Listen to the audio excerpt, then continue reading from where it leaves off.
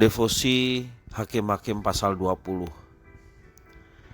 Dalam teks firman Tuhan yang kita baca hari ini, kita memperhatikan terjadi perang saudara di tengah umat Israel. Perang saudara yang terjadi menunjukkan orang-orang Israel selain suku Benyamin masih memiliki kepekaan rohani sehingga mereka menghukum saudara-saudara mereka dan membersihkan Israel dari noda yang ditimbulkan oleh orang-orang Gibea Benyamin. Maka terjadi peperangan antara 400.000 orang Israel melawan 26.000 orang Benyamin. Statistik yang ditunjukkan pada ayat 18-28 menampilkan sebuah realita yang berbeda dari apa yang biasa terjadi pada masa Musa dan Yosua. Dikatakan bahwa Tuhan merestui tindakan Israel mengawali perang saudara ini.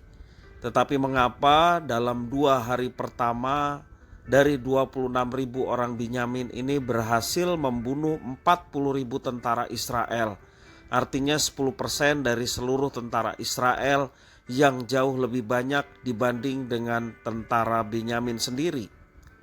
Kita perhatikan di sini orang Israel tidak menanyakan kesalahan yang membuat mereka menderita kekalahan. Seperti pada saat mereka dipukul kalah oleh orang Amalek di Kanaan. Juga seperti saat akan mencuri barang-barang di Yeriko. Justru setiap kali Tuhan berfirman agar mereka maju dan mencoba lagi. Seperti yang tertulis dalam ayat yang ke-18, lalu orang Israel berangkat dan maju ke Betel. Di sana mereka bertanya kepada Allah, siapakah dari kami yang lebih dahulu maju berperang melawan Bani Benyamin? Jawab Tuhan, suku Yehudalah lebih dahulu.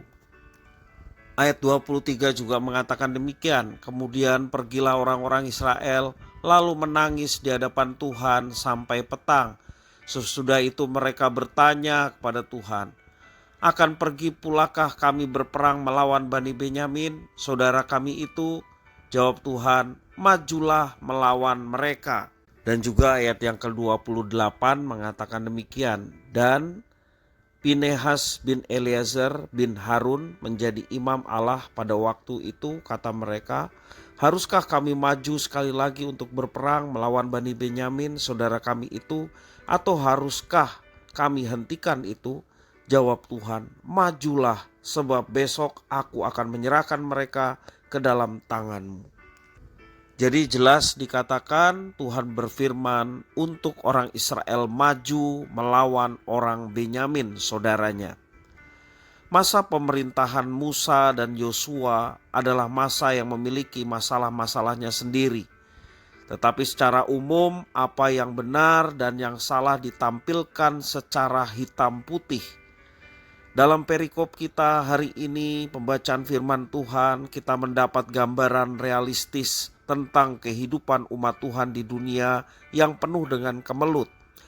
Kita sendiri mungkin tidak yakin apa yang Tuhan ingin kita lakukan. Antara iman dan kenyataan hidup tampaknya tidak sejalan. Apa yang harus kita lakukan dalam ketidakpastian ini? Kita tidak mengerti kenapa 40.000 orang Israel sampai terbunuh dalam peperangan saudara itu. Yang kita bisa teladani adalah berulang kali orang Israel kembali datang kepada Tuhan dan bertanya, apa yang sekarang Tuhan ingin kami lakukan? Ada kalanya peristiwa dalam hidup bertolak belakang dengan apa yang kita anggap baik dan seharusnya terjadi.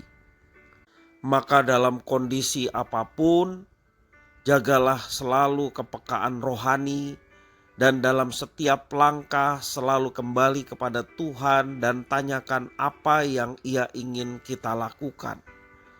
Firman Tuhan yang telah Tuhan berikan kepada kita secara lengkap dari kitab Kejadian sampai kitab Wahyu. Banyak kali petunjuk-petunjuk yang Tuhan berikan kepada kita melalui Alkitab firman Tuhan.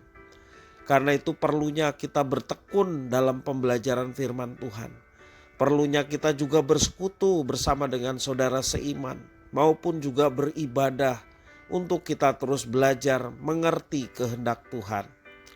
Tanpa kita mempelajari firman Tuhan, tanpa kita tekun dalam doa maupun juga pertemuan-pertemuan ibadah, sangat sulit kita akan mencari apa yang Tuhan mau untuk kita lakukan. Jelas semuanya itu kita akan dapatkan ketika kita bertekun dalam pembelajaran firman Tuhan. Dari situ kita akan mengerti apa yang Tuhan ingin kita kerjakan.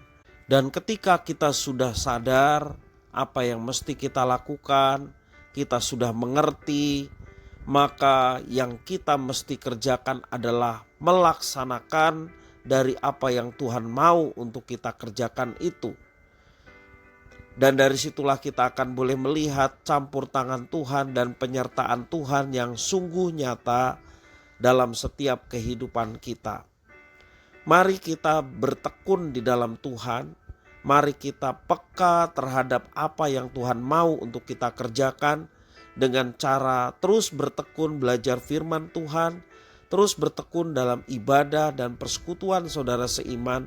Maka dari situlah kita akan mendapatkan apa yang Tuhan mau untuk kita kerjakan di dalam kehidupan kita setiap hari. Tuhan Yesus memberkati.